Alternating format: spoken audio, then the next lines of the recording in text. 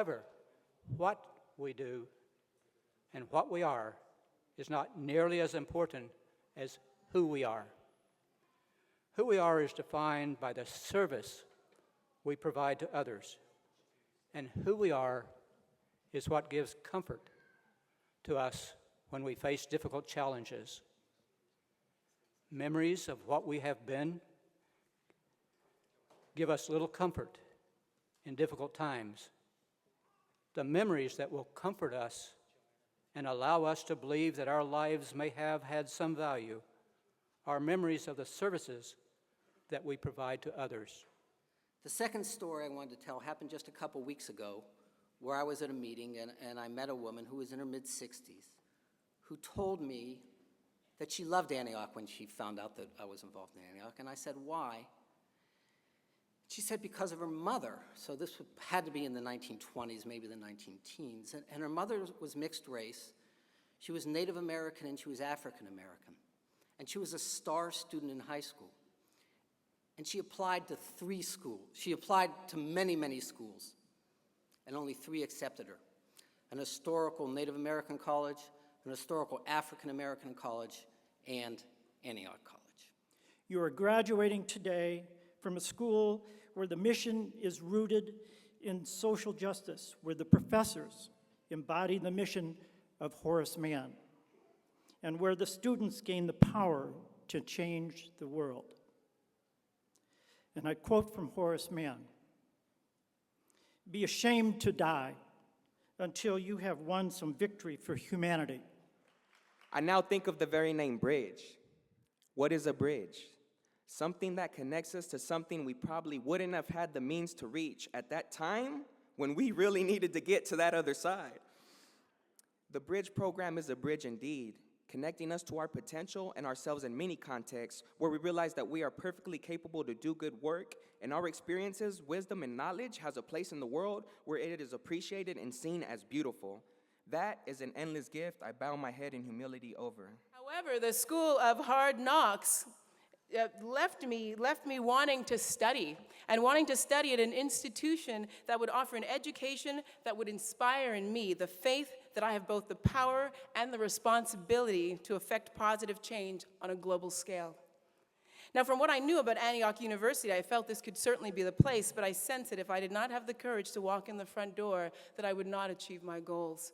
Plus, the entertainment industry here in Los Angeles instructing us all that courage is just a commodity that could come and go. I started to realize that while it's relatively easy to act courageous, it's an entirely different thing to be courageous. Education is what will liberate us.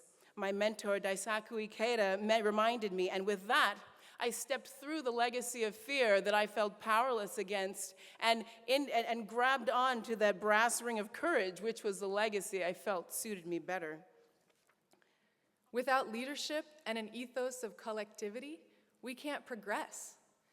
It's our responsibility now, as Antioch graduates, to continue to push ourselves to greatness, to be humble, and to share our commitment to education with those that we love, including our students.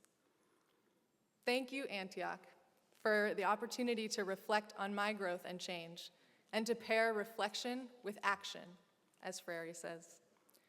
Each and every one of us here has had the opportunity at Antioch to reflect on our practice, and let's continue to do that. Everyone here today has the opportunity to choose the obvious, or instead choose to see what is placed in front of them. That is not what is not placed in front of them. And dare we imagine change the common good by using that rare resource called critical thinking skills to make better choices. The singer-songwriter Harry Chapin wrote, "If a person tried to spend their time on earth and prove before they died what one person's life could be worth, oh well, I wonder what would happen to this world." I hope each of us here will embrace the MAOM way and spend our time on earth creating the possible in an often limited world. Thornton Wilder said, "Only saints and poets can realize life." Saints, it said, are given the vision of God. But to us, the poets,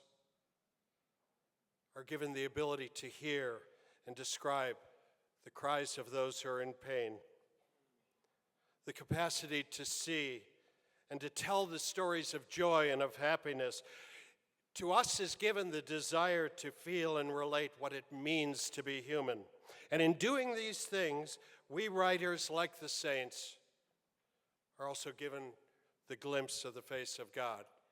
Like many people in this room, I faced some dire circumstances and experienced traumas that no person should be ever subjected to.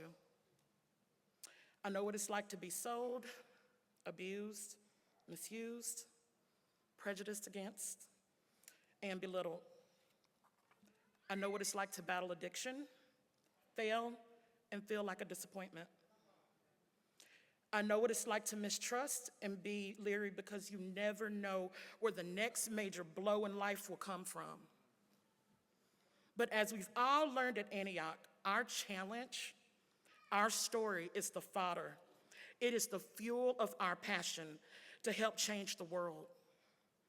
It is our compassion and the honoring of each other's stories that bind all of us together. And we may not be able to control our beginnings, but we can definitely rewrite our endings.